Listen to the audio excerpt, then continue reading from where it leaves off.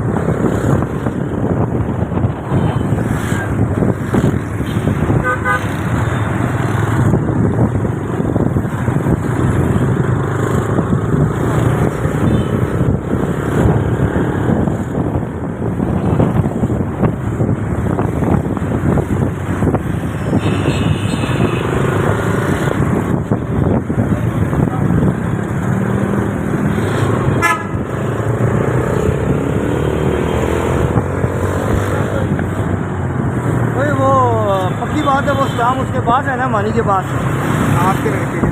100 में तो नहीं लगाया हुआ था ना। नहीं